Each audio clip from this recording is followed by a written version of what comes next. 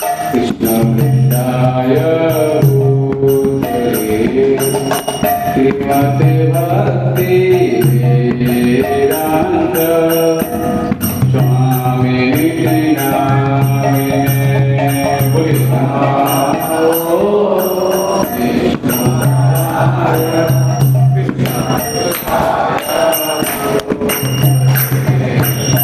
श्रीमते भक्ति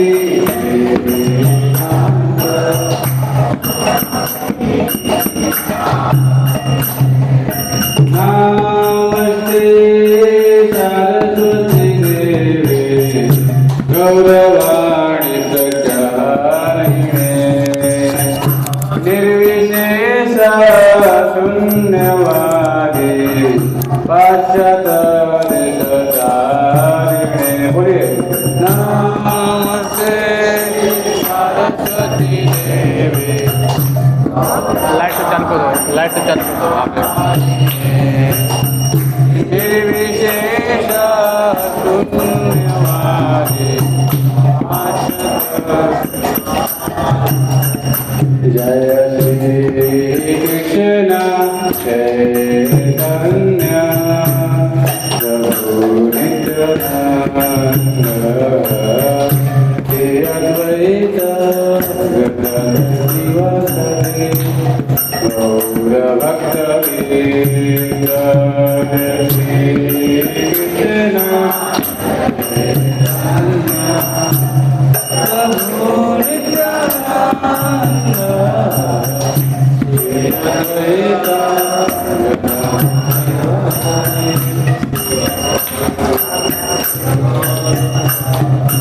हरे कृष्ण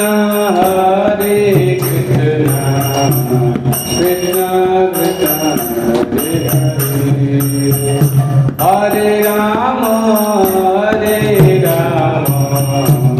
राम राम हरे हरे हरे कृष्ण कृष्ण कृष्ण हरे हरे हरे राम हरे कृष्ण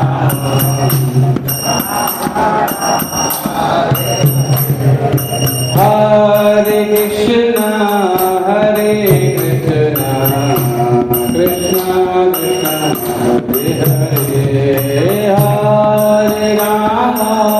हरे राम राम राम हरे हरे हरे कृष्ण कृष्ण कृष्ण हरे हरे हरे राम हरे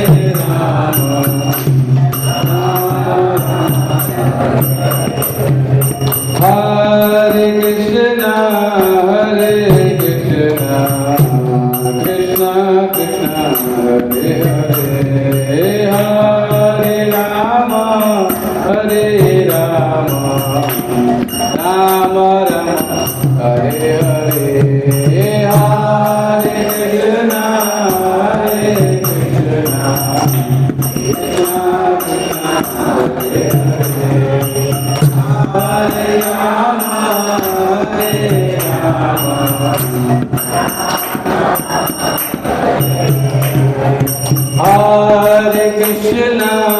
हरे कृष्ण कृष्ण कृष्ण हरे हरे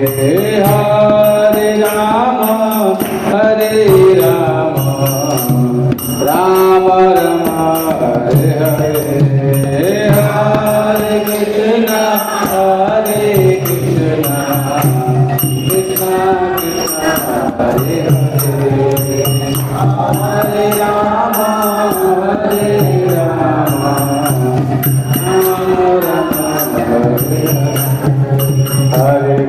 हरे कृष्ण कृष्ण कृष्ण हरे हरे हरे राम राम राम हरे हरे हरे कृष्ण हरे राम राम हरे Krishna Krishna Krishna Hare Hare Hare Ram Ram Ram Hare Hare Hare Krishna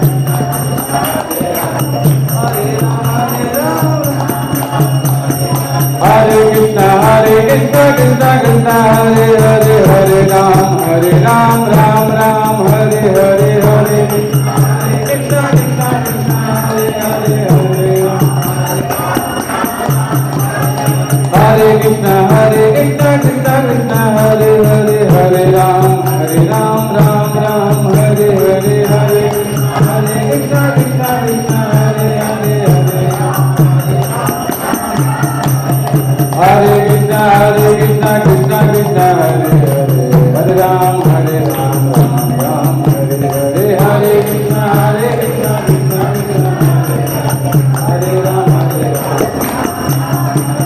Hare Krishna Krishna Krishna Hare Hare Hare Ram Ram Ram Hare Hare Hare Krishna Krishna Krishna Hare Ram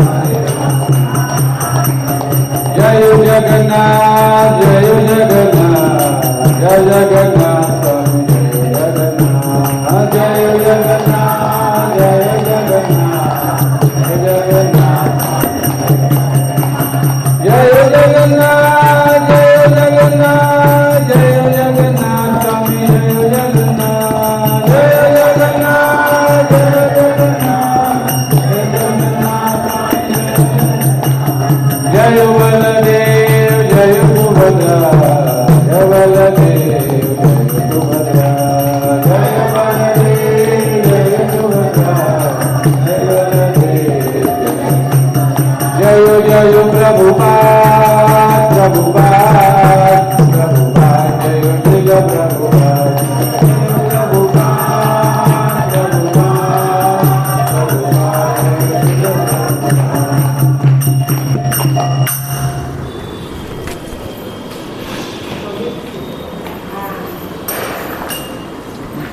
Jai Radha Madhava Kunja Bihari जय Radha Madhav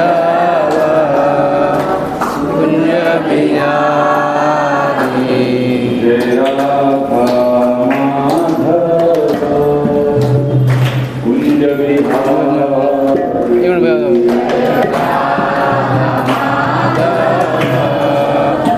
Kunj Bihari Gopi Jana Vallabha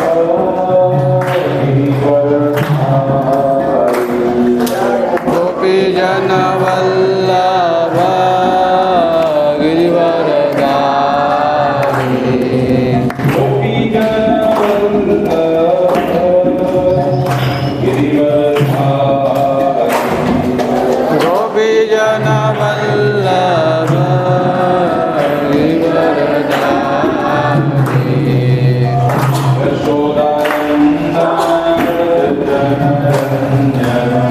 Yashodanandan Vraj जन Ranjan Yashodanandan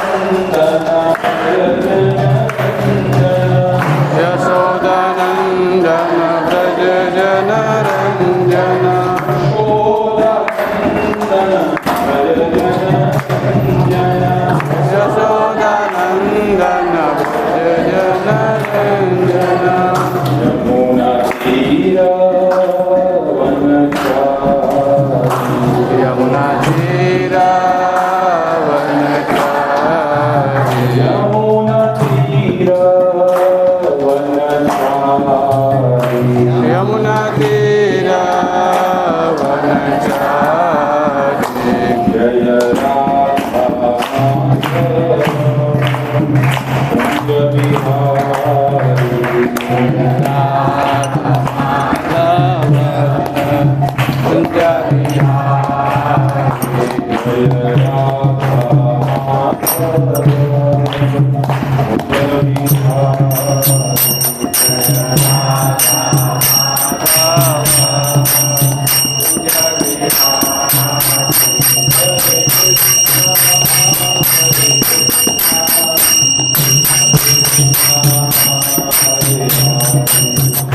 Hare Rama, Hare Rama, Rama Rama, Hare Hare.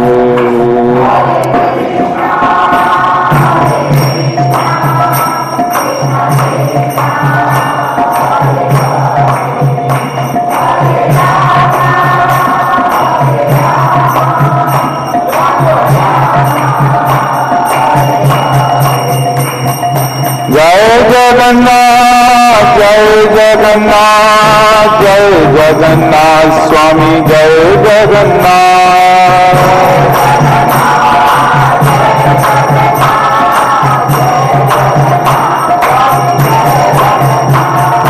जय बलदेव जय सुभद्रा जय बलदेव माई जय सुभद्रा।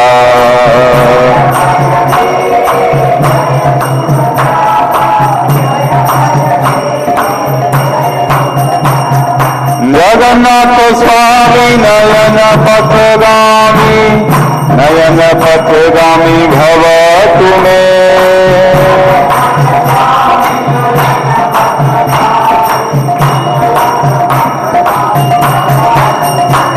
जगन्नाथ स्वामी नयन पथगामी भव तुम्हें।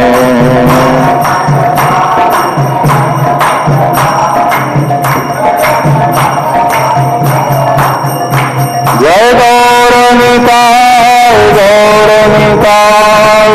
पतित पावन गौरनिताय।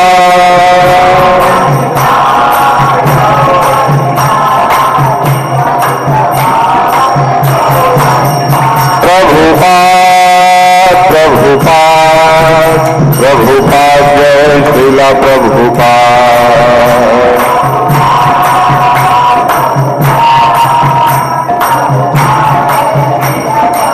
गाय गौर हरि बोल नित्य गौर हरि बोल।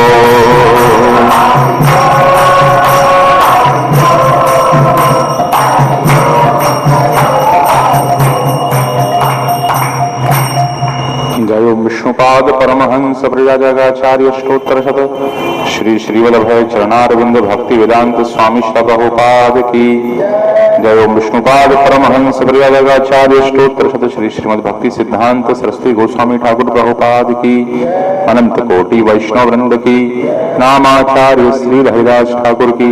प्रेम से कहो श्री कृष्ण चैतन्य प्रभु नित्यानंद श्री अद्वैत गदाधर श्रीवासादि गौर भक्त वृंद की। श्री श्री राधा कृष्ण गोपीनाथ श्याम कुंड राधा कुंड गिरिराज गोवर्धन महाराज की। ब्रजभूमि वृंदावन धाम की। नवदीप मायापुर धाम की। पुरुषोत्तम क्षेत्र श्रीजगन्नाथपुरी धाम की। श्री द्वारिकापुरी धाम की। गंगा मैया की। यमुना मैया की। भक्ति देवी की। तुलसी महारानी की। कलयुग युग धर्म हरिनाम संकीर्तन की। ग्रंथराज श्रीमद् भागवत महापुराण की। श्री जगन्नाथ बलदेव सुभद्रा महारानी की। श्री क्षेत्रपुरी धाम की। समवेत भक्त वृंद की। निताई गौर परमानंदे हरि हरि हरि बोल। ओम अज्ञानतिमिरान्धस्य ज्ञानञ्जन शलाकया चक्षुरुन्मीलितं येन तस्मै श्री गुरवे नमः। नमां विष्णुपादाय कृष्णपृष्ठाय भूतले श्रीमते भक्तिवेदांत स्वामिन् इति नामिने। नमस्ते सारस्वती देवे गौरवाणी प्रचारिणे निर्विशेष शून्यवादी पाश्चात्य देशतारिणे। वाञ्छाकल्पतरुभ्यश्च कृपा सिन्धुभ्येव च पतितानां पावनेभ्यो वैष्णवेभ्यो नमो नमः। श्री कृष्ण चैतन्य प्रभु नित्यानंद श्री अद्वैत गदाधर श्रीवासादि गौर भक्त वृंद। नीलाचल निवासाय नित्याय परमात्मने बलभद्र सुभद्राभ्यां जगन्नाथाय ते नमः। हरे कृष्ण कृष्ण कृष्ण हरे हरे हरे राम राम राम हरे हरे। हरे कृष्णा। तो हम सबका सौभाग्य आज हम लोग श्री क्षेत्रपुरी धाम जगन्नाथपुरी में विराजमान हैं। आप में से कौन कौन है जो पहली बार पुरी आए हैं? फर्स्ट टाइम वाले? बहुत अच्छी बात है। दूसरी बार वाले? दूसरी बार आए हैं, अच्छा चलो बहुत अच्छा है। तीसरी बार वाले भी कोई? चलो अच्छा है। बार बार आना चाहिए। बार बार आने से स्मृतियां और गहरी हो जाती हैं और जुड़ाव महसूस करना आसान हो जाता है। जिस स्थान पर हम बैठे हुए हैं श्री क्षेत्रपुरी धाम, इस स्थान की महिमा मुख्य रूप से स्कंद पुराण में बताई गई है। स्कंद पुराण में इस धरती के ऊपर जो भी तीर्थ हैं उन सारे तीर्थों का वर्णन स्कंद पुराण में किया गया है। जैमिनी मुनि और शौनक आदि ऋषियों के मध्य का संवाद स्कंद पुराण में आता है, जहां पर इस बात का वर्णन होता है।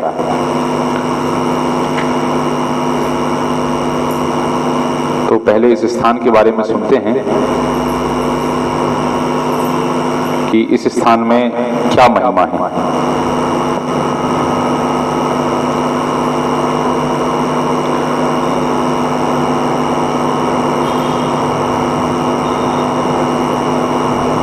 ब्रह्मा जी प्रश्न पूछते हैं, नमस्ते जगदाधार शंकर चक्र गदाधरा यन्नाभि पंकजादेव जातो हम विश्व सृष्टिकृत। हे शंख चक्र धारण करने वाले गदाधर, आपको मैं नमस्कार करता हूँ जो इस जगत के आधार हैं। मैं तो आपके ही नाभि कमल से उत्पन्न होकर इस विश्व का सृजन कर रहा हूँ। लवण समुद्र की उत्तर दिशा में और महानदी के दक्षिण में जो प्रदेश अवस्थित है वह पृथ्वी के समस्त तीर्थों का फल प्रदान करने वाला है। भगवान ऐसा कह रहे हैं, ये मेरा श्री क्षेत्र पृथ्वी में गोपनीय आपके लिए भी अत्यंत दुर्लभ है।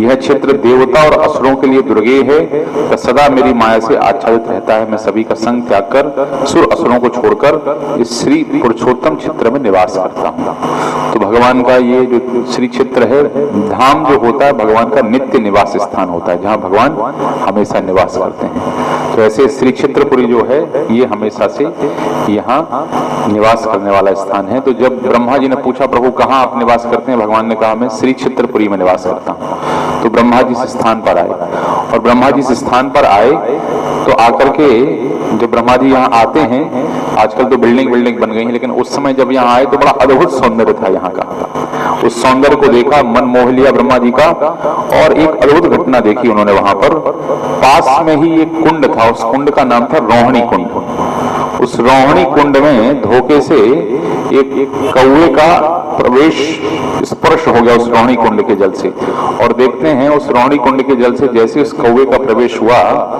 तो वो कौवा जो है 4 भुजा रूप धारण करके वहां से शंख चक्र गदा पद्म हाथ में लेकर के वो चतुर्भुज, उसको कहते हैं सारूप्य मुक्ति। 5 प्रकार की मुक्ति उसमें से एक मुक्ति है सारूप्य मुक्ति। तो उस कौवे को सारूप्य मुक्ति प्राप्त हो गई। कैसे? सिर्फ और सिर्फ उस रोहिणी कुंड के जल से। तो जो मृत्यु को देवता है यमराज, वो उनको बड़ा डर लगा कि प्रभु ऐसे सबको मुक्ति मिल जाएगी तो हमारा डिपार्टमेंट बंद हो जाएगा, हमारा धंधा बंद हो जाएगा। यमराज का काम यही है, दुष्टों को दंडित करना। तो माता लक्ष्मी कहती हैं, यदर्थमावाम स्तौसी त्वं क्षेत्रेस्मिन् दुर्लभं हितत् अत्याज्य माव योरे तत् क्षेत्रम श्री पुरुषोत्तम। लक्ष्मी ने कहा, तुम जिस उद्देश्य से हम दोनों की स्तुति कर रहे हो, इस क्षेत्र में वह एकदम दुर्लभ है, क्योंकि यह पवित्र श्री पुरुषोत्तम क्षेत्र हमारे लिए त्याग योग्य नहीं है। कल्पांत में भी हम यहाँ निवास करते हैं।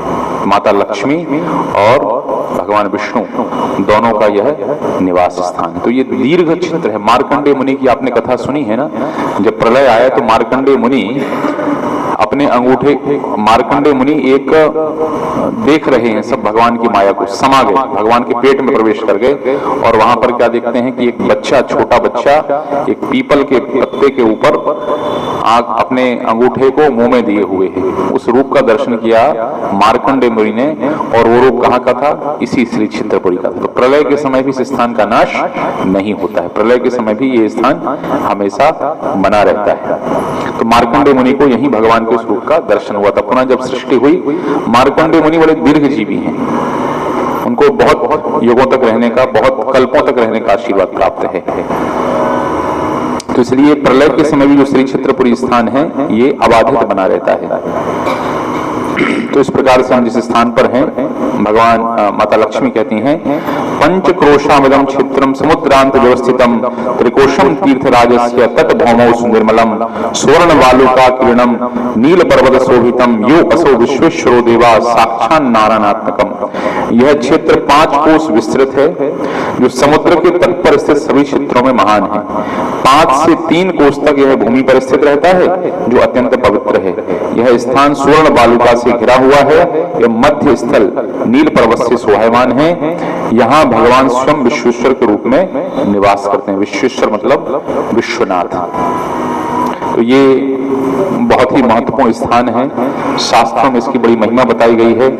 ब्रह्मा जी के द्वारा, भगवान शिव के द्वारा, माता लक्ष्मी के द्वारा ये स्थान दर्शनीय है।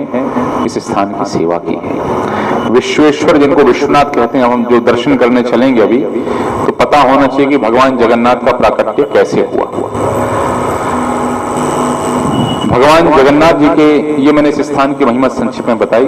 तो ये हम जिस स्थान में आए हैं, इस स्थान का प्रलय में नाश नहीं होता है, ये यथा स्थान बना रहता है। मुख्य रूप से स्थान सतयुग का स्थान है। ब्रह्मा जी की परंपरा में 5वीं पीढ़ी में एक राजा आए, उन राजा का नाम था इंद्रदुम्न महाराज। राज ऋषि थे, बड़ा सुंदर स्वभाव था, और शासन कहां करते थे वो? मध्य प्रदेश में। मध्य प्रदेश, वर्तमान मध्य प्रदेश। अवंती नाम सुना है आप लोगों ने? सुना है अवंती नाम? किस किसने सुना अवंती नाम? उज्जैन। उज्जैन का पुराना नाम है अवंतीपुर। अवंती ब्राह्मण की कथा भागवत में भी आती है। तो अवंतिकापुर में राजा अवंती के राजा थे महाराज इंद्रदुम्न। ब्रह्मा जी की 5वीं पीढ़ी की चर्चा हो रही, बहुत पहले की चर्चा है, सतयुग की। तो स्वतः उनके मन में जाने कैसे, सतयुग में क्या है कि भगवान के विग्रह का दर्शन करना इतना आसान नहीं था। तो उनके मन में ऐसी इच्छा प्रबल हुई कि हमें भगवान का दर्शन करना है। ऐसी इच्छा स्वतः उनके मन में आ गई। अब मन में इच्छा तो आ गई, लेकिन इस इच्छा की पूर्ति कैसे हो? जैसे किसी को किसी ऐसे पश्चिमी देश में जहां सिर्फ पिज्जा, पास्ता और पश्चिमी पकवान बनते हैं, वहां किसी को आ गई कि हमें तो बढ़िया दाल बाटी खानी है। तो अब दाल बाटी कहाँ मिले वहां पे? तो ऐसे जब ठाकुर जी के विग्रह प्रकट नहीं थे सतयुग में, और वहां इच्छा आ गई कि दर्शन करना है भगवान का, तो ये इच्छा आई है तो भगवान ही लेकर के आए निश्चित रूप से। तो जब ये इच्छा उनके मन में आई, तभी एक अकस्मात ऐसी घटना घटी कि उस सभा में एक सन्यासी का आगमन हुआ। एकदम से वो सन्यासी वहां पर पहुंच गए, और सन्यासी वहां पर पहुंच करके जो उनके मन में इच्छा थी भगवान के रूप का दर्शन करना है, तो इंद्रदुम्न महाराज ने प्रश्न पूछ लिया कैसे भगवान का दर्शन होगा। तो इस श्री क्षेत्रपुरी जो स्थान है, इस स्थान का वर्णन वो सन्यासी के द्वारा महाराज इंद्रदुम्न के सामने किया जाने लगा कि उड्र देश ख्याते वर्षे भारत संघ के दक्षिणस्योदस्तीरे क्षेत्रम पुरुषोत्तमम। ऐसा सुना है कि पुरुषोत्तम क्षेत्र जो है उड्र देश, उड़ीसा देश में दक्षिण समुद्र के पास नीलगिरी नाम का पर्वत है, चारों तरफ घने जंगल हैं, मध्य में विशाल वटवृक्ष है, और वटवृक्ष 2 मील की लंबाई में फैला हुआ है, इतना बड़ा विशाल वृक्ष। और उस वृक्ष के नीचे कोई व्यक्ति कुछ दिन वास कर ले तो संचित कर्मों से नष्ट हो जाता है। रोहिणी कुंड है, स्पर्श मात्र से मुक्ति प्राप्त हो जाती है। और मैंने उस स्थान पर निवास किया है, मैंने देखा है कि वहां भगवान के विग्रह की सेवा करने के लिए रात्रि में देवता गण भी वहां पर आते हैं, स्तुतियां करते हैं। उस स्थान पर यदि कोई सिर्फ व्यक्ति निवास कर ले तो भगवान के प्रति उसको प्रेम उत्पन्न हो जाता है। ऐसा कह करके वो सन्यासी एकाएक स्वतः वहां से गायब हो गया। तो देखिए, सबसे महत्वपूर्ण है भक्ति जीवन में इच्छा करना। हम क्या कर सकते हैं? इच्छा कर सकते हैं। आप लोग आज यहां जो बैठे हुए हैं, क्यों बैठे हैं? क्यों बैठे हैं? जैसे माता जी आई हैं, बॉम्बे से आई हैं, तो पिछली बार हम अयोध्या यात्रा ले गए थे, उसी समय से करते जगन्नाथपुरी जाएंगे तो हमें चलना है, जगन्नाथपुरी जाएंगे तो हमें चलना है। साल भर हो गया, इच्छा करी। माता जी की बड़ी प्रबल इच्छा थी कि नहीं जगन्नाथपुरी चलना है। हमारी उंडेरा टीम को टिकट ही नहीं हो रही थी, उन्हें अपने से टिकट लेकर के आ गए हो। तो प्रबल इच्छा, सब टिकट हो गई थी। पांडे जी बोले श्याम जरूर नहीं प्रभु, हमें तो चलना है प्रभु। वो इच्छा थी उनके मन में, व्यवस्था हो गई। हमारे प्रभु जी जर्मनी से आ गए, उन्हें ऐसे सेट किया कि जब पूरी यात्रा जा रही है उसी समय हम आएंगे छुट्टी लेकर के। तो कैसे संभव हुआ ये? हमारे मन में इच्छा हुई। इसलिए बहुत आवश्यक है किसी भी कार्य को करने के लिए इच्छा करना बहुत आवश्यक है। उस इच्छा के चलते हम यहां तक तो आ गए हैं। अब हमें एक इच्छा और करनी है कि हम यहां पर रह करके अधिक से अधिक भगवत कृपा प्राप्त करना चाहते हैं। ये इच्छा हमें करनी है। जैसे ये इच्छा आप करेंगे वैसे आप देखेंगे स्वतः आपका आचरण यहां पर भक्तिमय हो जाएगा, स्वतः आपके कार्य भक्ति वर्धन करने वाले हो जाएंगे। ऐसी इच्छा हमें करनी है। तो जैसे महाराज इंद्रदम्न के मन में इच्छा हुई प्रभु का दर्शन करना है, भगवान ही सन्यासी का वेश बना करके आ गए। अब कोई कहेगा सन्यासी का वेश बना करके क्यों आए?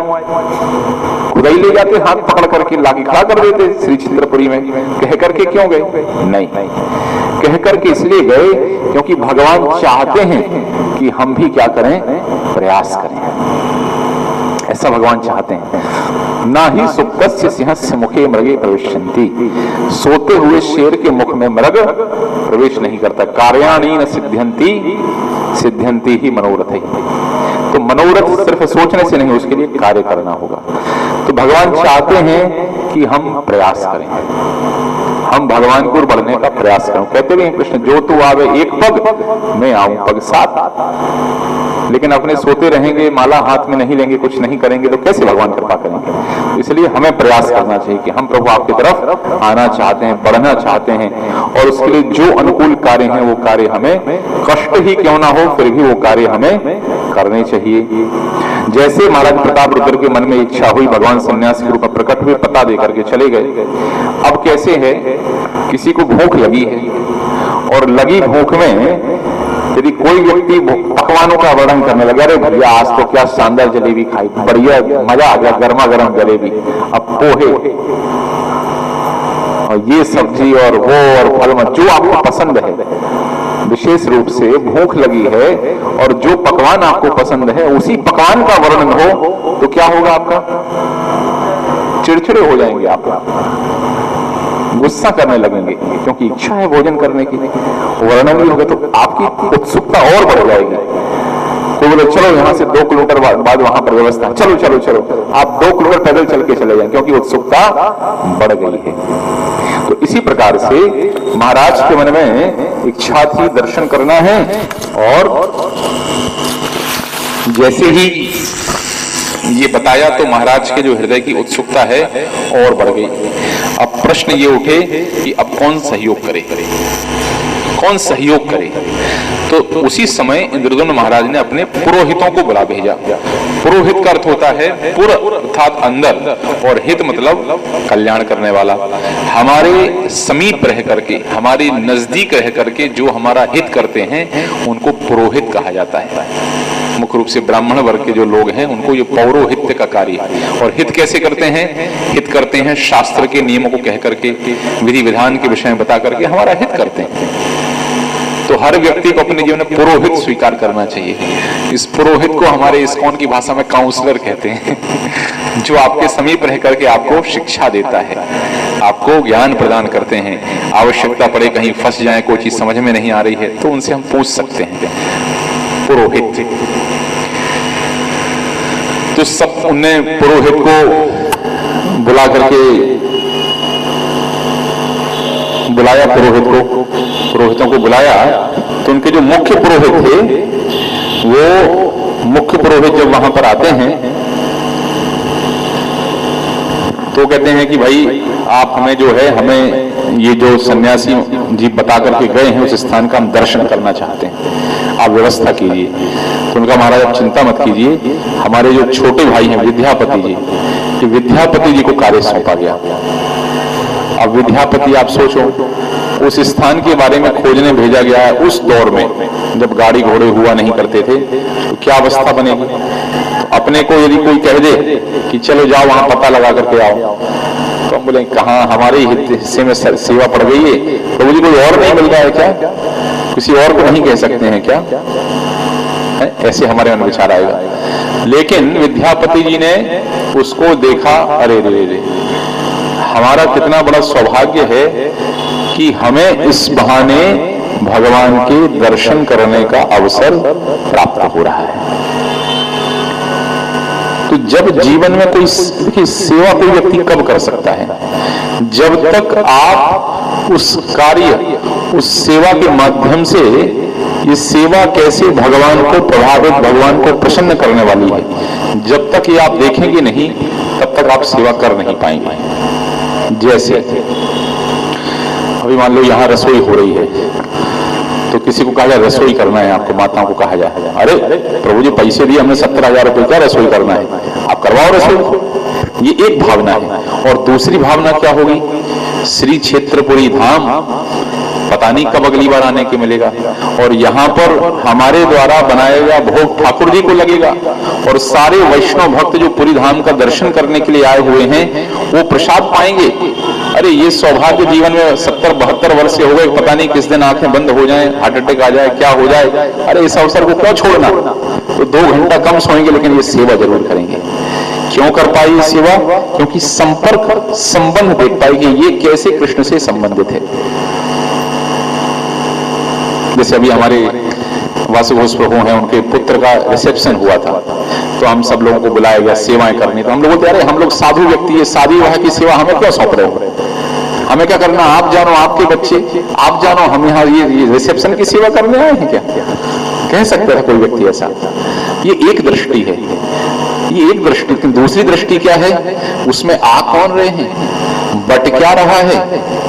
जो व्यक्ति आ रहे हैं सबको श्याम सुंदर जी के दर्शन का सौभाग्य मिल रहा है, जो आ रहे हैं उनको प्रसाद खिलाने का अवसर प्राप्त हो रहा है। ऐसे बड़े बड़े भक्त आ रहे हैं, इस बहाने उनसे कथा कीर्तन करने का सुनने का अवसर प्राप्त हो रहा है। तो यदि आप कृष्ण भक्ति की दृष्टि से देखेंगे तब उस कार्य में स्थिरता आएगी, नहीं तो आपको बोझा लगेगा, वो आपको काम लगेगा, बोझा लगेगा आपको। और इस दृष्टि से देखेंगे कि ये कैसे कृष्ण से संबंधित, आपको सेवा लगेगी और दुगना उत्साह आपको आएगा, दुगना उत्साह आएगा।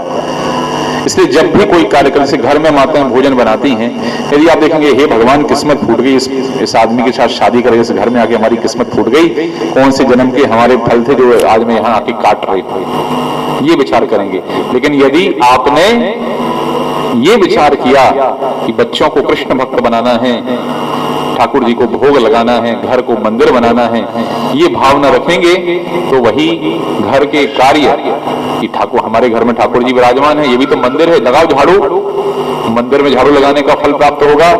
प्रभु विराजमान यहाँ भी हैं, बनाओ भोजन, लगाओ भोग, शुद्धता से बनाएंगे, जो भोग लगता है वो बनाएंगे। इससे हमें क्या प्राप्त होगा, भगवान की सेवा करने का लाभ प्राप्त होगा। विद्यापति को जब कहा गया तो विद्यापति जी ने आंखें नहीं मरोड़ी, नाक नहीं मरोड़ी कि हमें कहां लगा दिया, बल्कि विद्यापति जी कहते हैं अहो में सफलम जन्म सुकल्याम सर्वरीच में रक्षामि यद भगवतो मुख पद्मधापकम। अहो में सफलम जन्म सुकल्याम सर्वरीच में। अरे ये तो हमारा सौभाग्य है कि हमें भगवान के मुख कमल का दर्शन करने का अवसर प्राप्त होगा, जिनके मुख कमल के दर्शन से प्राणी के समस्त पाप नष्ट हो जाते हैं। और जैसे आदेश मिला वैसे एक सुंदर स्वर्ण रथ तैयार किया गया, पुष्पक रथ उसका नाम था। ये रावण वाला पुष्पक रथ नहीं है। और विद्यापति जी उस रथ पर निकल गए, दिन रात की यात्रा करते हुए पहुंचते हैं वहां पर। लंबी यात्रा थी, लेकिन लंबी यात्रा सरलता से कट गई। सरलता से कैसे कट गई, क्योंकि चिंतन एक ही था, भगवान का दर्शन करना है। देखो एक बात आपको बताते हैं, जीवन बड़ा कष्टमय है। केम छो मजा में, इस संसार में कोई मजा में नहीं है, कोई मजा में नहीं है इस संसार में, हम भी मजा में नहीं है। इस संसार में कोई आनंद में नहीं, कोई, हर व्यक्ति के जीवन में कष्ट है। किसी के जीवन में मानसिक, किसी के में शारीरिक, किसी के में आर्थिक, किसी में कोई, किसी में कोई, किसी में कोई, सबको कुछ ना कुछ कष्ट है। कल ही चर्चा हमारी प्रभु जी से हो रही थी, हमारे बॉम्बे से प्रभु जी आए हैं, वो आइटम बता रहे थे क्या क्या खाना चाहिए। हम कहा प्रभु जी आपने जो बताया वो सब सही है, आहार की पद्धति, लेकिन हमने कहा हम लोग ब्रह्मचारी आश्रम में रह रहे हैं, जो बनता है वही खाते हैं हम लोग, और इतना समय है नहीं कि रसोई में जाकर के बना लें। तो आप जो कह रहे हैं वो सब सही है कि ये वाली रोटी खाना चाहिए, ये वाली रोटी खाना चाहिए, लेकिन कर नहीं सकते। है कि नहीं? बीमार भी हो जाओ तब भी वो आहार जो बना, 4 रोटी खाना भैया कम, आहार कम कर 2 रोटी खाएंगे, खाना वही पड़ेगा। माने जी सही बात है, जो बनेगा आश्रम में मंदिर में वही खाना है कि नहीं? तो अब एक तरीके से कष्ट है, ये है नहीं है कष्ट? आप लोगों को मन मन का खाना है तो सुबह से शाम परिश्रम करना है। जिंदगी के 60 वर्ष निकल जाते हैं, कहाँ निकल जाते पता नहीं चलता है, इतना परिश्रम करना होता है कि नहीं? तो कहीं कुछ लाभ, कहीं कुछ नुकसान, कहीं कुछ नुकसान, कहीं कुछ लाभ। तो हर व्यक्ति इस संसार में कुछ ना कुछ कष्ट में तो है। तो बात ये नहीं है कि कष्ट में है कि सुख में है। एक कष्ट खत्म हो गया और दूसरा कष्ट अभी आया नहीं, उन दो के बीच की जो अवस्था उसको सुख की अवस्था कह देते हैं। लेकिन भक्ति हमें आनंद के पथ के बारे में कहती है कि भैया चाहे कष्ट हो और चाहे सुख हो, इन दोनों ही अवस्था में आनंद में रहना है, आनंदित रहना है। और आनंदित रहने का मार्ग क्या है? आनंदित रहने का मार्ग है भगवान की भक्ति। सीताराम सीताराम सीताराम कहिए, जाहि विधि राखे राम, ताहि विधि रहिए। तो कष्ट तो आने ही आने हैं। जो लोग भगवान की भक्ति इस भावना से कर रहे हैं कि हमारे कष्ट नहीं आएंगे, गलत बात है, आएंगे कष्ट। बीमारी भी लगेगी, कैंसर भी हो सकता है, डायबिटीज भी हो सकती है, धन भी जा सकता है, मृत्यु भी हो सकती है, ये कष्ट आएंगे। इसलिए गलत भावना से भक्ति मत कीजिए कि भक्ति करेंगे तो कष्ट नहीं आएंगे, ये भावना से भक्ति मत करो। हाँ, भक्ति करेंगे तो उस कष्ट में भी हम आनंद की अवस्था में रहेंगे। वो एक पांव में प्लास्टर चढ़ा रहेगा और एक हाथ में रॉड लगी रहेगी, तब भी आप भगवत चिंतन में आनंद में रहेंगे। वो भक्ति का मार्ग है। जितना चिंतन भगवान को, अभी कुछ दिन पहले एक भक्त हमसे पूछे, प्रभु जी क्या करें, यहाँ कष्ट। हमने कहा कष्ट सब जगह है, जहां भगवत भक्ति नहीं है वहीं कष्ट है। कौन सा वर्ण है, कौन सा आश्रम है? ब्राह्मण वर्ण में जन्म हुआ किंतु भगवत भक्त नहीं तो कष्ट, और शूद्र वर्ण में जन्म हुआ भगवत भक्त तो आनंद। तो आनंद किसी परिस्थिति से बंधा हुआ नहीं है, आनंद तो भगवान की भक्ति में ही छुपा हुआ है। इसलिए जहां है, जिस अवस्था में है, वहां दृढ़ता से भक्ति करें तो ये जीवन जो है ये सब कष्ट सहते सहते आसानी से आनंद से कट जाएगा। विद्यापति यात्रा करते हैं, बड़ा लंबा सफर करते हैं, नदियां पहाड़ कठिन पथ पार करते हुए, वो जो आया था सन्यासी उसकी बातों को याद रखते हुए भुवनेश्वर एकाम्र कानन, हम लोग जाएंगे, परसों जाएंगे भुवनेश्वर।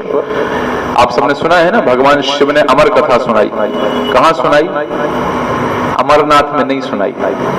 अमरनाथ का वर्णन किसी शास्त्र में नहीं आता है, किसी पुराण में अमरनाथ का वर्णन, बहुत रिसेंट स्थान है।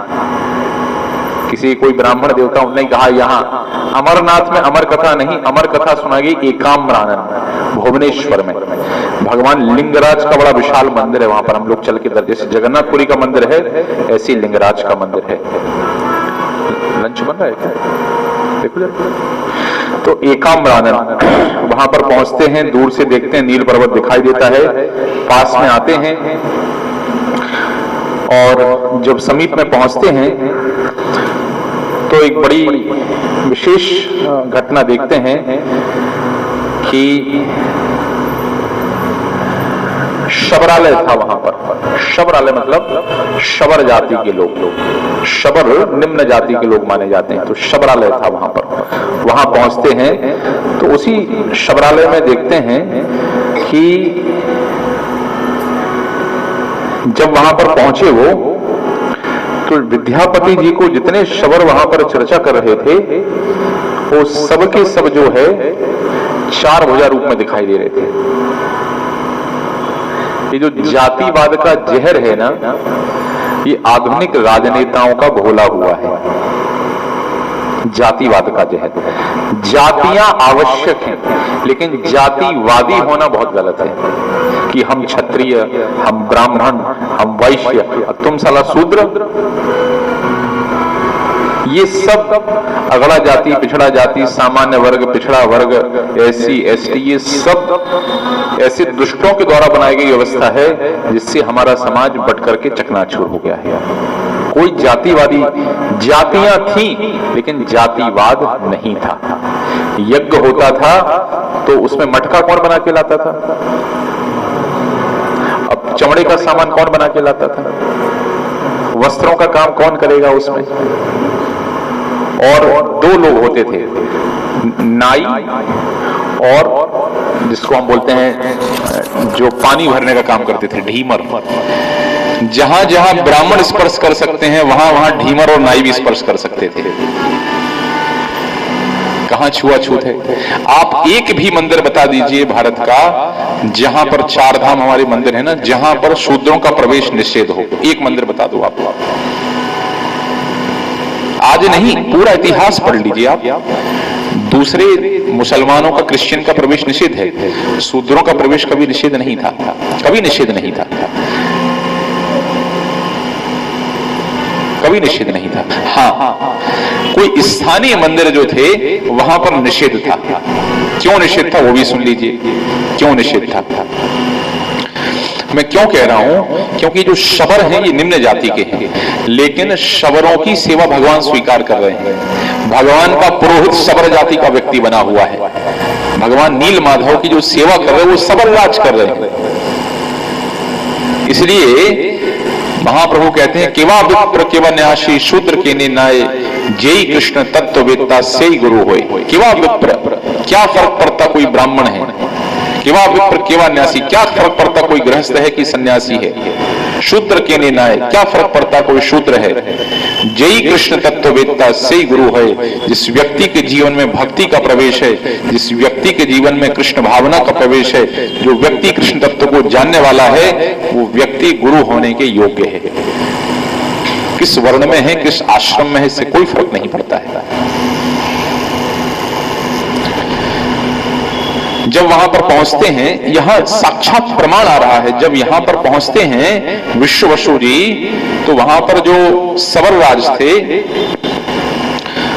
विद्यापति जी पहुंचते हैं, तो विद्यापति देखते हैं कुछ शबरों का झुंड बैठा हुआ है और वो शबरों के झुंड में हरि कथा की चर्चा हो रही है।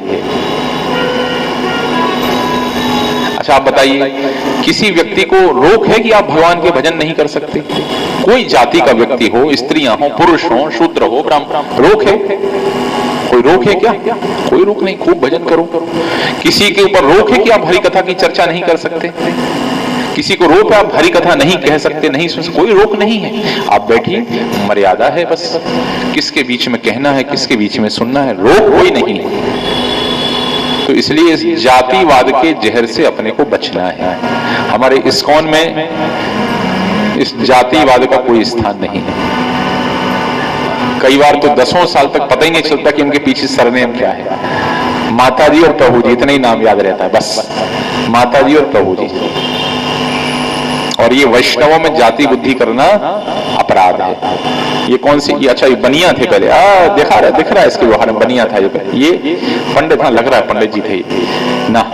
वैष्णवों में जाति बुद्धि नहीं करनी। वैष्णवों में जाति बुद्धि करना वैष्णवों के प्रति अपराध, वैष्णव अपराध की श्रेणी में आता है। इसलिए वैष्णव सिर्फ क्या है? वैष्णवों की एक ही जाति है, सब दास हैं भगवान के। वहां पर पहुंचे और वहां पर जाकर के विश्ववसु जी को प्रणाम करने लगे विद्यापति जी। विश्ववसु सबर जाति के व्यक्ति, और विद्यापति सामान्य पुरोहित नहीं, पुरोहित राजा के इंद्रदम्न के पुरोहित, उनके छोटे भाई। और प्रणाम कौन कर रहा है? विद्यापति जी प्रणाम कर रहे हैं विश्ववसु जी को। ये अवस्था है। विश्ववसु जी से भेंट हुई और विश्ववसु जी का रूप देख करके पहचान गए कि ये सामान्य व्यक्ति नहीं है। वैसे बाह्य दृष्टि को देख करके आप साधु को पहचान नहीं सकते। आज हमारे समाज में ऐसा हो गया है कि अच्छा ये साधु ऑडी से उतरे मतलब ये बड़े वाले साधु हैं, ये इको से आए तो ये छोटे वाले साधु हैं। इतनी भौतिकता हमारी दृष्टि में घुस गई है। इको वाला साधु छोटा और मर्सिडीज वाला साधु बड़ा। आदर्श रूप से देखें यदि वैराग की दृष्टि से, फिर इको वाला साधु बड़ा होगा, 5 लाख की गाड़ी में घूम रहा, मर्सिडीज वाला 30 लाख वाली में घूम रहा, 40 लाख वाली में, है कि नहीं? तो ये गाड़ी से छोटा बड़ा साधु नहीं होता है। महंत का पद है कि सामान्य पद है, उससे साधु छोटा बड़ा नहीं होता। साधु तो साधु है। साधु का परिचय उसके कार्य, उसके व्यवहार, उसकी वाणी से पता चलता है कि नहीं? तो इसलिए विद्यापति जी के पास जब विद्यापति जी पहुंचे विश्ववसु के पास, अरे रे रे अद्भुत वहां पर चर्चा हो रही थी। प्रणाम करने लगे उनको, विश्ववसु जी ने उठाया और उठा करके उनको गले लगा लिया और गले लगा करके उन्होंने कहा, सारी बात कहे सुनाई, आतिथ्य धर्म का पालन किया, अतिथि धर्म का। क्या खाएंगे, चलिए स्नान, बोले कुछ नहीं खाना है, कुछ नहीं करना है, सारी बात कहे सुनाई। महाराज इंद्रदुम्न ने भेजा है और दर्शन हमें करना है। तो थोड़े झिझक रहे थे विद्यापति जी को दर्शन कराने में सबलराज, किंतु उनको सब पता था कि प्राचीन बात एक याद हो गई कि पहले ऐसे कहा गया था कि जब विद्यापति जी यहाँ पर दर्शन करने के लिए आएंगे उसी समय नील माधव अप्रकट हो जाएंगे और महाराज इंद्रदुम्न के लिए ठाकुर जी पुनः प्रकट होंगे। तो ये बात याद हो गई। तो विद्यापति जी का हाथ पकड़ करके, ये ऐसे नहीं, बहुत सकरा रास्ता था, ककरीला रास्ता था, दुर्गम रास्ता था, उसको लेकर के वो दोनों जो है रोहिणी कुंड के पास में पहुंचे और रोहिणी कुंड के पास में पहुंच करके विद्यापति जी को भगवान नील माधव के सामने लेकर के गए और नील माधव के सामने जाकर के भगवान के सुंदर रूप का दर्शन कर रहे हैं। कौन? नील माधव के सामने बैठ गए और नाम संकीर्तन कर रहे हैं, जप कर रहे हैं, मंत्रों का उच्चारण कर रहे हैं। हरि सुंदर नंद मुकुंदा, हरि नारायण हरि बोल। हरि सुंदर नंद मुकुंदा, हरि नारायण हरि बोल। हरि सुंदर नंद मुकुंदा, हरि नारायण हरि बोल। हरि सुंदर नंद मुकुंदा।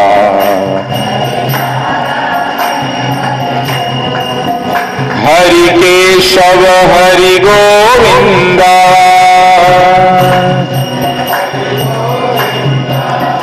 हरि केशव हरि गोविंदा।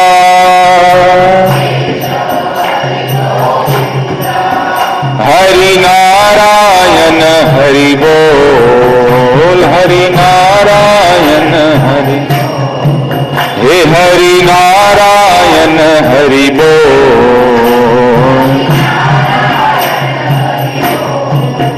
हरि सुंदर नंद मुकुंदा, हरि नारायण हरि बोल। हरि सुंदर नंद मुकुंदा।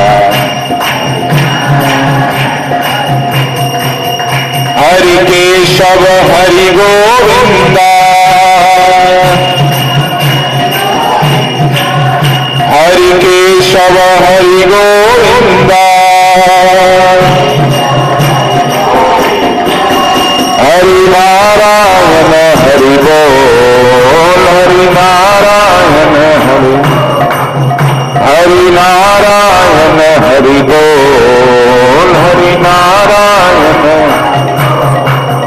हरि सुंदर नंद मुकुंदा, हरि नारायण हरि बोल। हरि सुंदर नंद मुकुंदा। वनमाली मुरली धारी, वनमाली मुरली धारी। गोवर्धन गिरिवर धारी, नित नित कर माखन चोरी, गोपी मनहारी। नित नित कर माखन चोरी।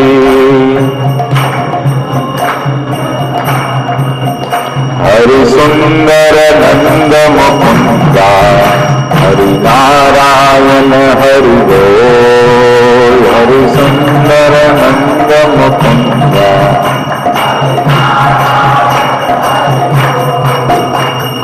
आओ रे कान्हा रे, गोकुल के प्यारे। आओ रे,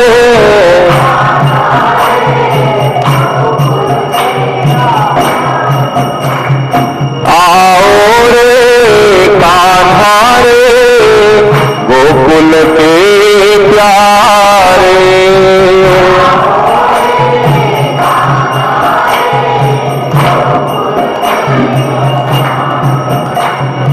आओ रे नाचो रे वंश बजाओ रे आओ रे नाचो रे वंश बजाओ रे हरि सुंदर नंद मुकुंदा हरि नारायण हरि बोल हरि सुंदर नंद मुकुंदा हरि नारायण हरि केशव हरि गोविंदा हे हरि केशव हरि गोविंदा हरि नारायण हरि बोल हरि नारायण हरि सुंदर नंद मुकुंदा हरि नारायण हरि बोल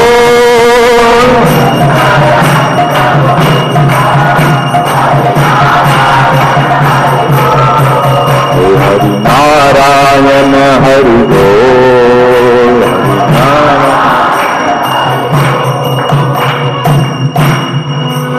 विद्यापति जी भगवान के सामने जाकर के बैठ गए। सुंदर चतुर्भुज रूप भगवान का है। शंख चक्र गदा पद्म भगवान नील माधव अपने हाथ में लिए हुए हैं। वहीं बैठ करके भगवान के रूप का दर्शन कर रहे हैं, स्तुति कर रहे हैं। ऐसे दर्शन करना चाहिए। आप हम लोग जहां भी जिस भी मंदिर में जाएंगे प्रयास करेंगे वहां पर बैठ करके कम से कम माला 2 माला जप करें। संकीर्तन हो, संकीर्तन में हिस्सा लीजिए, भगवान के रूप का दर्शन कीजिए। इस स्थान में भगवान की क्या महिमा है उस महिमा को श्रवण कीजिए। गए आंखें बंद करके खड़े हो गए, अब भैया आंखें खोल के दर्शन करने हैं। सारे संसार में आंखें फाड़ फाड़ के भगवान के सामने आंखें बंद करके मॉल चल रहा है तो हाँ हाँ बढ़िया सूट टंगा हुआ है, बड़ौदा जाकर के यही वाला सूट लूंगी है। ये सब वस्तुओं में आंखें खोल खोल के भगवान जहां आंखें खोलनी वहां आंखें बंद करके क्यों? मन की आंखों से दर्शन कर रहे हैं। मन की आंखों से भी करो और तन की आंखों से भी करो। तन की आंखों से लेकर के जाओ और जब सामने नहीं होंगे तो मन की आंखों से करना दर्शन, है कि नहीं? खूब सुंदर दर्शन किया, प्रार्थनाएं करी, स्तुति करी, तो हम सब भी उसी प्रकार से करेंगे जहां जिस मंदिर में जाएंगे। और विद्यापति जी ने जब दर्शन किए, दर्शन करने के पश्चात विद्यापति जी सबल राज के साथ जैसे वहां से निकल रहे थे वैसे ही देखा बड़ी भयानक आंधी तूफान वहां पर आ गया। बड़ा भयानक आंधी तूफान आ गया और विद्यापति जी के देखते देखते भगवान वहां से अदृश्य हो गए। तो ब्रह्मा जी के परार्ध में शुरू के 50 वर्ष में भगवान नील माधव के रूप में रहते हैं और दूसरे परार्ध में अंतिम 50 वर्षों में भगवान जगन्नाथ बलदेव सुभद्रा के रूप में रहते हैं, वही नील माधव। अब जब ये पता चला कि भगवान तो वहां से चले गए हैं, विद्यापति जी के मन में ये विचार आया कि अब यहां से जाऊं कि नहीं जाऊं। जैसे आपको कोई कह दे कि माताजी यहीं आपका परिवार बुला देते हैं प्रभु जी और महीने में 30-40 की व्यवस्था हो जाएगी, यहीं रहिए, भोजन पानी मिलता रहेगा, रहने की व्यवस्था कर देते हैं। कौन कौन जाएगा वापस बड़ौदा? कोई नहीं जाएगा। क्यों जाएंगे? मुंबई जाएंगे माता जी, यहीं समुद्र का तट, नारियल पानी पियो रोज। अरे उसको भी यहीं बुला देंगे।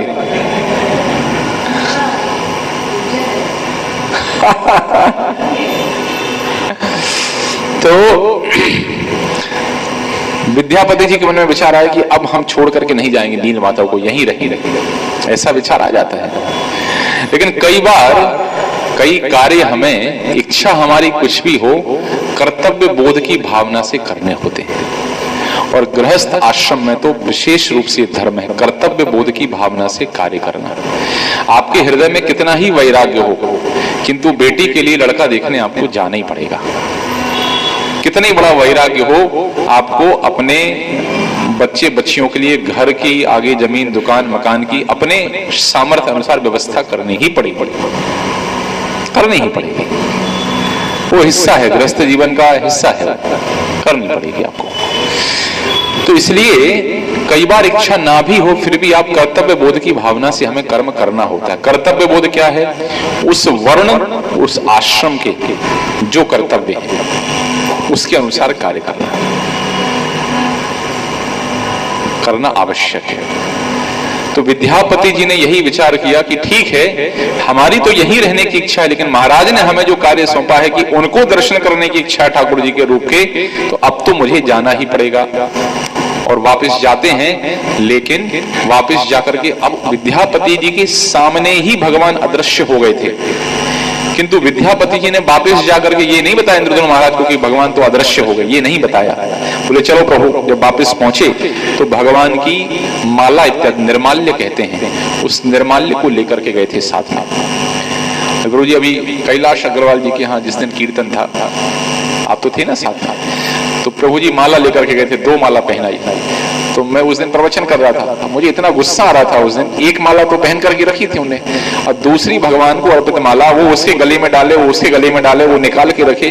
उनका दुष्टो मूर्खो, तुम्हें समझ में नहीं आ रहा है, ये भगवान को अर्पित माला, इस निर्माल्य को ग्रहण करना चाहिए।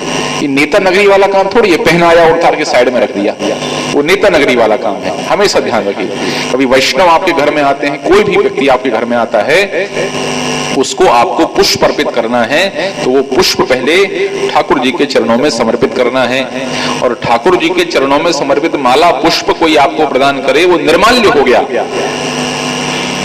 भगवान के ही समान कृपामय हो गया। वो उसको कोई प्रदान करे तो उसको धारण करना है, वो 64 भक्ति के अंगों में से एक अंग माना जाता है। और लोग वहां अहंकारी हो जाते हैं, हमें माला पहना दिया। अरे बेटा, माला नहीं, भगवान का प्रसाद है, उसको भक्ति भावना से ग्रहण करो।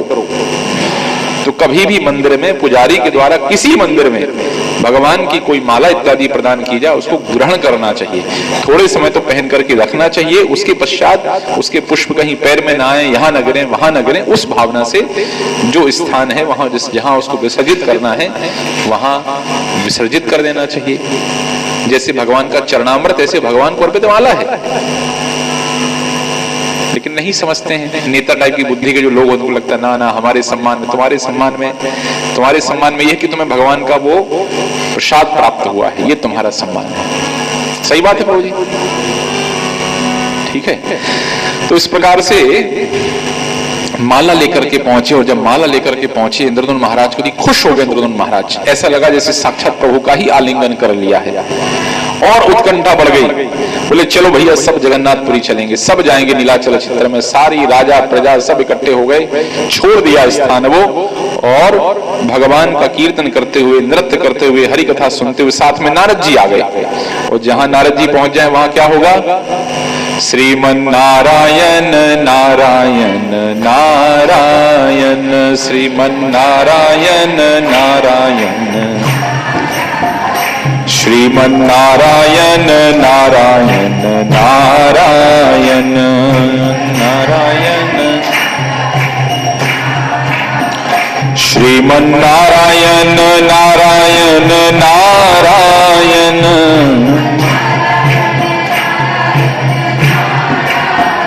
श्रीमन नारायण नारायण नारायण,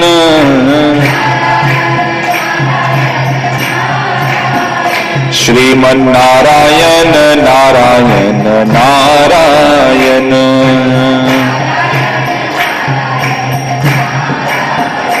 लक्ष्मी नारायण नारायण नारायण,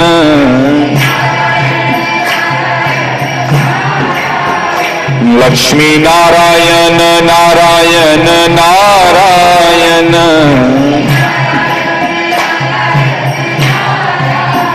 सत्य नारायण नारायण नारायण,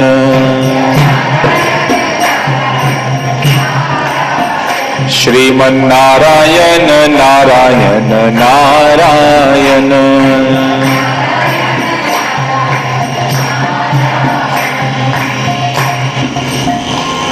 नारद जी साथ में चल रहे हैं। हरि कथा का श्रवण करते करते महाराज इंद्रदुम्न और उनकी सारी प्रजा एकाम्र आनंद अर्थात भुवनेश्वर पहुंच गई।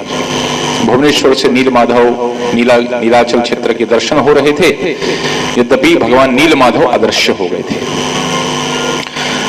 वहां पर नारद जी के आदेश से नरसिम्हा क्षेत्र की स्थापना की गई और उसके पश्चात 999 अश्वमेध यज्ञ वहां पर संपन्न किए गए। महाराज इंद्रदुम्न को पता चला कि भगवान तो विलुप्त हो गए, लेकिन विद्यापति जी को पता था, शबरराज को पता था कि इनके लिए ही भगवान पुनः प्रकट होंगे। ऐसी भावना से उन्होंने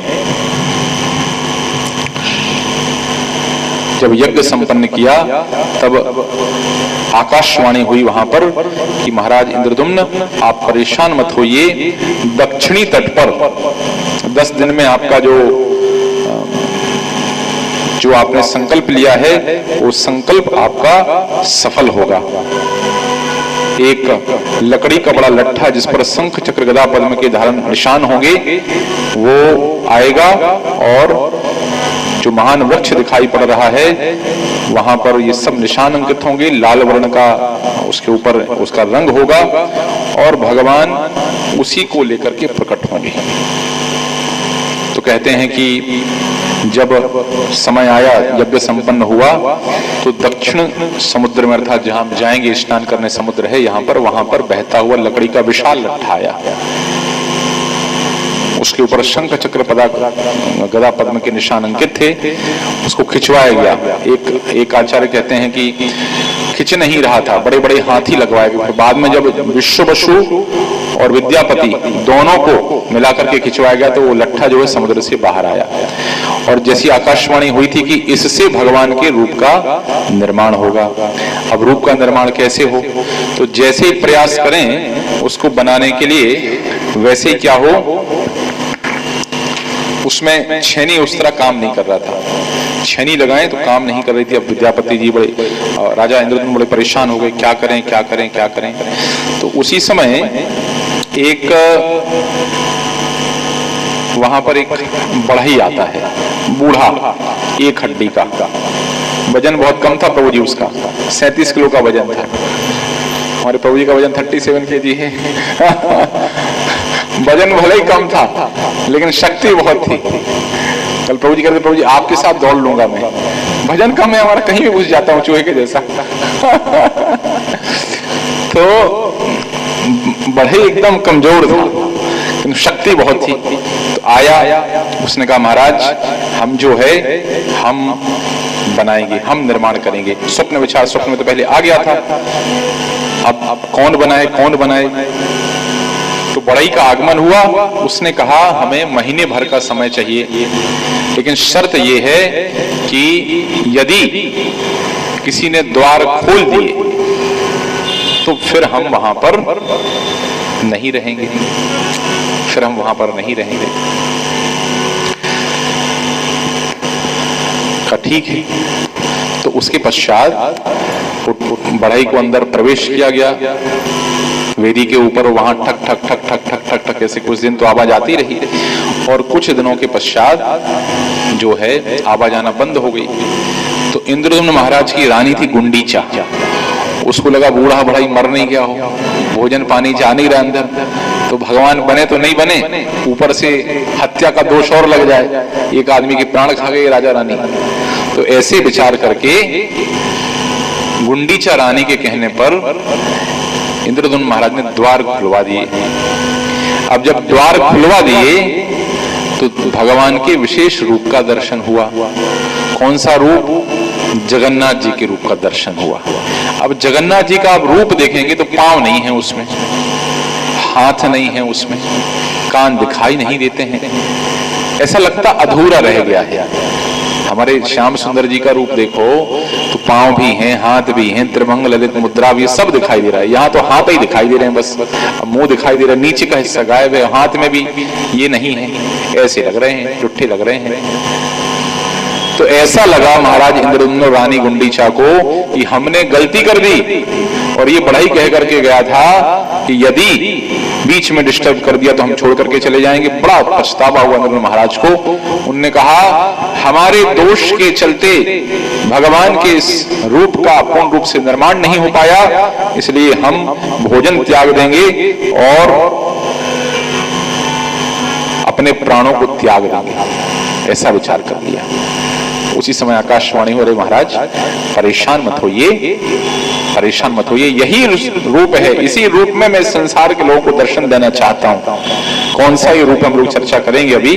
तो देखिए कई लोग कहते हैं ये क्या पाथर पूजे हरि मिले तो मैं पूजूं पहाड़, ये पत्थर को पूजने से भगवान मिलते हैं क्या? कई लोग ऐसे कहते हैं।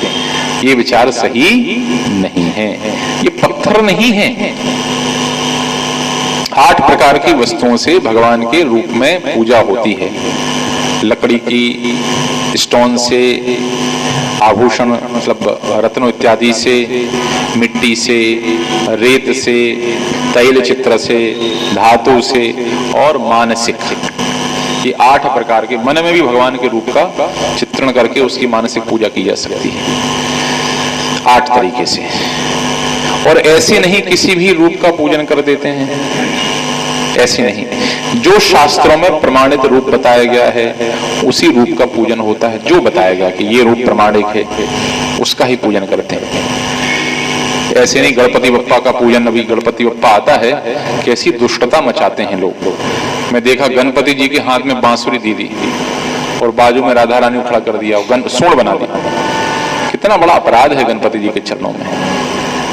गणपति जी के हाथ में बल्ला दे दिया, गणपति जी को पहाड़ पर शिव जी का स्वरूप प्रदान कर दिया,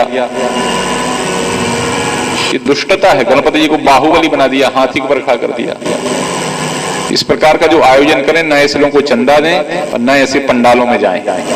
ये धर्म के विरुद्ध कार्य है, कोई धर्म का कार्य नहीं है, ये प्रतिकूल है ये। क्योंकि ऐसे वर्णन गणपति जी का, एक दंत दयावंत 4 भुजाधारी, अब मस्तक सिंदूर शोभे मूषक की सवारी। गणपति जी बुलेट पर नहीं बैठ सकते, गणपति जी मूषक चूहा ही उनकी सवारी है। 2 हाथ नहीं, एक दंत दयावंत 4 भुजाधारी। जैसा उनका मुखमंडल है, जैसा रूप है वही रहना चाहिए, वही शास्त्र अनुमोदित, उसी विग्रह को रखना चाहिए, उसी को स्वीकार करना चाहिए। तो ये जो विग्रह हैं, ये विग्रह ऐसे नहीं कहीं कोई उठा के किसी, अभी कुछ दिनों पहले घटना हमारे मंदिर में, ये बड़ा पत्थर निकला था कहीं से, ऐसा बड़ा पत्थर था, तो किसी ने जाके पीपल के नीचे रख दिया। तो मैं देखा एक दिन माता यहाँ जल चढ़ा रही है उसके ऊपर और उसके ऊपर तिलक लगा रहे हैं। मैं कहा उठाओ भैया इसको, नहीं तो यही सब शिव जी की स्थापना हो ही जा रही है। ऐसे नहीं करना चाहिए, ऐसे नहीं करना चाहिए। जब तक शास्त्र अनुमोदित पद्धति से, प्रमाणित तरीके से उसकी प्राण प्रतिष्ठा न हो जाए, तब तक उसको हम विग्रह के रूप में स्वीकार नहीं करते हैं। एक बड़े प्रसिद्ध विद्वान हुए दयानंद सरस्वती, उनके जीवन के दृष्टांत आता। उन्होंने देखा गणपति जी का लड्डू चूहा खा गया। उन्होंने कहा भगवान निराकार है, मूर्ति में भगवान नहीं है। अरे जो गणपति जी अपने लड्डू की रक्षा नहीं कर सकते, हमारे क्या विघ्नों को दूर करेंगे? हम बोलते हैं विघ्न हरने वाले हैं, अपना ही विघ्न तो हर नहीं पा रहे, खुद का लड्डू चूहा खा गया, हमारा क्या विघ्न दूर करेंगे? अरे भैया ये विचार रखो कि भगवान इस विग्रह के रूप में क्यों आए, आप क्यों लेकर के आए ठाकुर जी को? ठाकुर जी की एकादशी चल रही, रोज अपने पूरी सब्जी दाल रोटी चावल